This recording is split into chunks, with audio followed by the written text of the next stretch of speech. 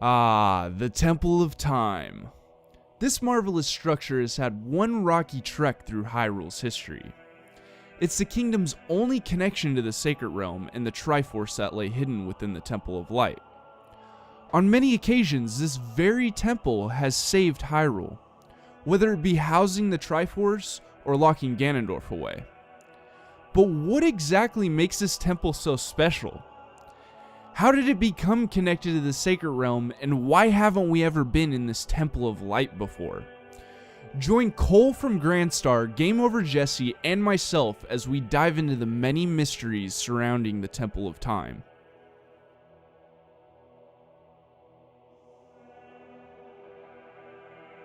First things first, we've got to start with a brief history lesson on the Temple of Time itself so you can fully understand this theory. The first known appearance of the Temple of Time was in Skyward Sword, and can be found in the Lanayru Desert. Although this is not the same temple seen in Ocarina of Time and Twilight Princess, this original temple is what inspired its successor. Skyward Sword's Temple of Time was used as a resting place for one of the two Gates of Time. Unfortunately, after Link found the Temple of Time, the Gate of Time was destroyed by Impa to stop Girahim from capturing Zelda. It wasn't until many years later that anyone attempted to build a second Temple of Time. Hyrule had entered an era of chaos. News of the Triforce spread through the land. People fought one another in a bloodthirsty fight to acquire its ultimate power. In the midst of it all, Rauru, the ancient Sage of Light, constructed a new Temple of Time over the remnants of the sealed temple. In this new temple lay only the entrance of the Sacred Realm. Within the Sacred Realm was the Temple of Light. Rauru constructed the Temple of Time to lock away the Triforce and its immense power in order to stop the quarreling amongst the people. To ensure the Triforce stayed out of reach, Rauru placed a few fail-safes into motion. While constructing the new Temple of Time, Rauru created 3 spiritual stones. The 3 stones are the first set of keys to unlocking the Sacred Realm. Next, he used the Master Sword as the final key to the temple. Using an unfathomable amount of power, Rauru sealed the door of time behind him, cutting the Sacred Realm off from the rest of Hyrule. After this point, the Kingdom of Hyrule was built around the Temple of Time to protect it from being compromised. Many eras later, the Hero of Time emerged. He collected all 3 spiritual stones, unlocked the Gate of Time, and lifted the Master Sword from its pedestal. Unknowingly, Link unlocked the Sacred Realm and allowed Ganondorf to enter. Fortunately, the Triforce had split, leaving Ganondorf with only the Triforce of Power. Link was too young to fight off Ganondorf, so he was sealed within the Temple of Light for 7 years. After becoming an adult, Link was finally able to set out to defeat Ganondorf. With the help of the 7 sages and Princess Zelda, Link was able to defeat and seal away the Demon King. Once it was all said and done, Zelda used the Ocarina of Time to send Link back as a child. This creates the child and adult timelines. The Downfall timeline was created due to Link failing in his quest to defeat Ganondorf, but ultimately the 7 sages managed to seal Ganondorf away in the Sacred Realm.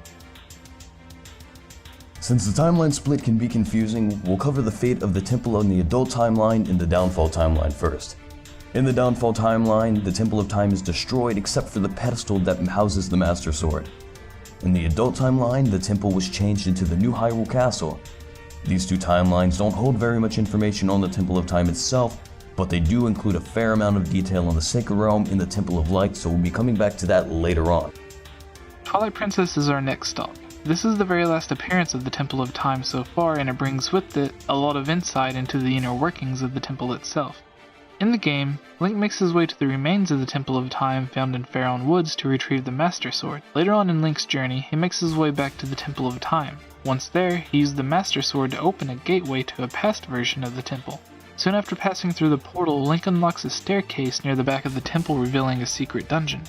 He clears the dungeon, and that's really where the story ends. Alright, now that you guys know about the history of the Temple of Time, we'll get into the theory. Let's cover the Sacred Realm first.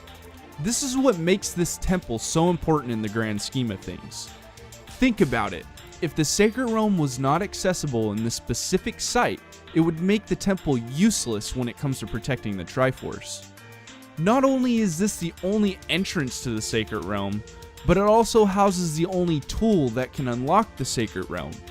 Very little is known about the Sacred Realm, but from a bit of research I was able to find a connection between the Sacred Realm and the Silent Realm found in Skyward Sword. Both are mirror images of Hyrule, and both share a similar purpose of protecting the Triforce. Now, don't get me wrong, the Silent Realm and the Sacred Realm do have their differences. First off, the Silent Realm that Link enters in Skyward Sword is said to be a spiritual realm that only Link can enter, while the Sacred Realm is shown to be a physical realm that anyone can enter when it's open. This can be easily explained at the end of the Silent Realm trials when Link obtains the Triforce from the Sky Keep. In the dungeon, Link must enter the Silent Realm by using the Master Sword to gather each piece of the Triforce. The Triforce is obviously a physical object, so if the Silent Realm is supposed to be a spiritual realm, then how would Link be able to collect the Triforce? It's possible that the Silent Realm is a spiritual and physical realm. Highly unlikely place to seal in the Silent Realm, only allowing the true hero to enter after completing the Master Sword. Once the trials were over and Link collected each piece of the Triforce, the Silent Realm was possibly unlocked. As you can see here in this cutscene, Link is physically transported to the top of the goddess's statue, and something seems to happen when the Silent Realm right after Link obtains the last piece of the Triforce.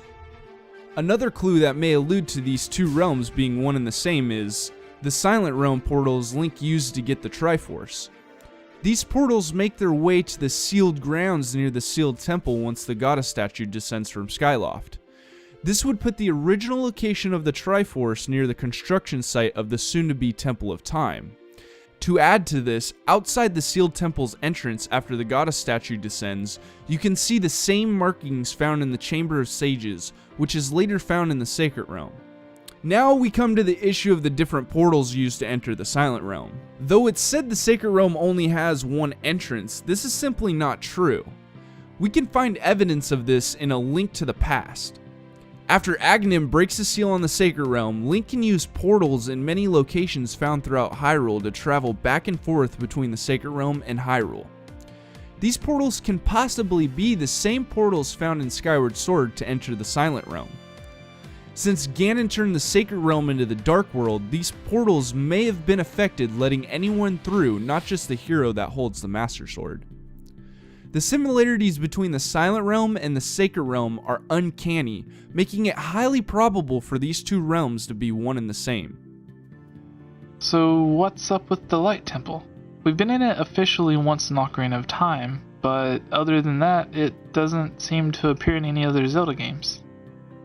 Well, actually it does. It's just not called the Temple of Light. In each timeline split, we can find structures that resemble the Temple of Light. From the information gathered, we found that the Temple of Light differs in each side of the timeline. The Downfall Timeline's Temple of Light is possibly the Temple of Power found in the Dark World. The Temple of Power is located in the dead center of the Sacred Realm, just like the Temple of Light, and it also houses the Triforce.